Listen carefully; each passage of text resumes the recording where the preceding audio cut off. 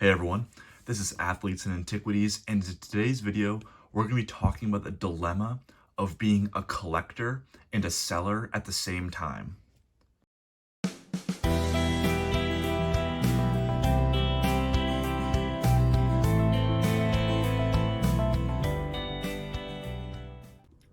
So, in this video, I really want to talk about the balance between maintaining inventory, maintaining stuff that you plan on selling, and also putting things back into your personal collection. Because it's kind of a hard thing to juggle at some points. It's something I struggle with. So I just want to talk about it and see what you guys think. But so first I want to talk about how I handle a PSA submission. So when I'm submitting the PSA, let's say I'm grading 40 cards, and there it's $20 a card. That's an $800 submission. That's very expensive. So I want to make sure that I have cards designated in that submission that I will then sell to and put those profits into my grading cost. So I'm effectively getting my personal collection cards graded for free. That's kind of how I operate.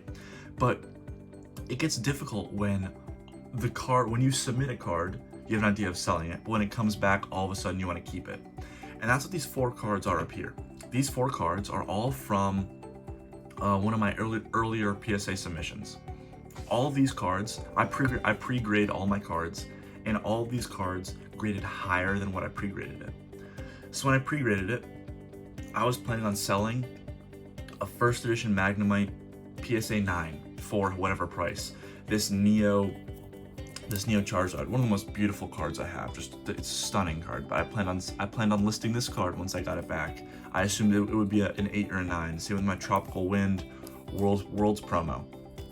Cards like this, all of these cards I planned on selling when I received them, but when they came back as these 10s that I had personally graded, all of a sudden I had a bigger attachment to them than I thought it would, and it made them hard to sell. And spoiler, all 4 of these cards ended up going into my PC, but I had originally labeled them as cards to sell.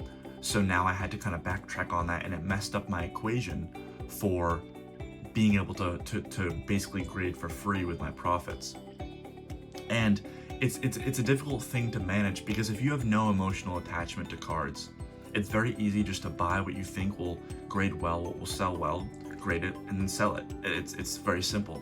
But when you add this emotional attachment, all of a sudden it becomes a lot more difficult to part ways with a card, even if it never intended to enter your PC.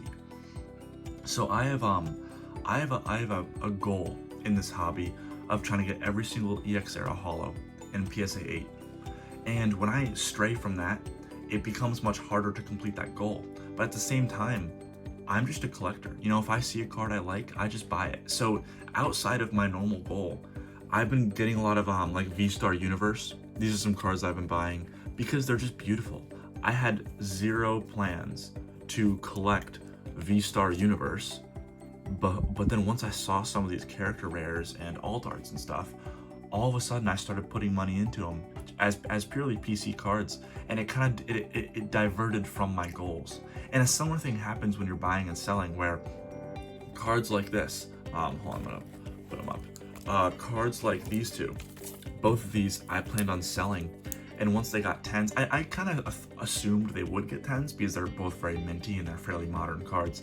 But when they both got 10s, all of a sudden that became way harder to sell. And eventually I had to bite the bullet, and I listed both of these because I realized I value, even though I love these cards and they're beautiful to hold in my hand, I value them less than other things.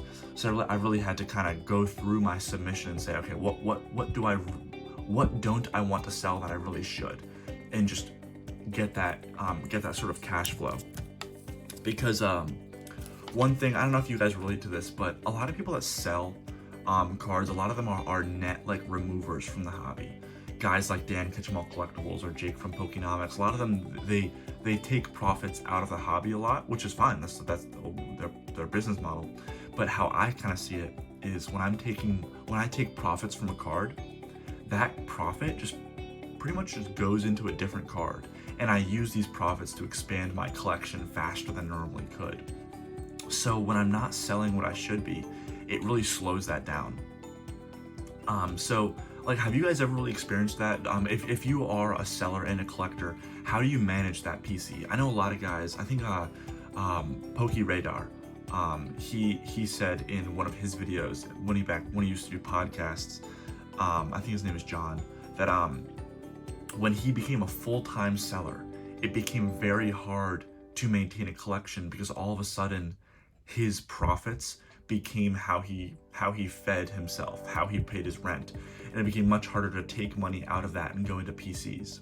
And I don't have that. I have a job outside of this, but I still do find it difficult to kind of strip that like kind of emotion when I am trying to sell a card that once it's in my hand, I have a lot more of an attachment to than I originally thought. And oftentimes it can go the other way too. There are lots of cards that I planned on being PC cards, but once I look at them, I'm like, it was gone for 6 months at grading. I didn't really miss it. So now that it's back, I'm gonna move that card from my PC inventory, or not inventory, my PC to my selling inventory. And so it can go both ways, but it is a difficult thing to manage when you're using the profits from that to fund something else. And have you guys ever experienced that? Like, how do you guys manage that? I'd love to hear what you think, or what you think, how you grade cards, how you sell cards. Do you grade it all? I just love to hear how you kind of balance collection. Like, some people don't even grade their collections because they find that stupid. They find grading only to be a means to sell, which there is some truth to that, but I still collect graded cards. So it's a whole balancing act. But I'd love to hear what you guys have to say. So yeah, let me know in the comments. See you later.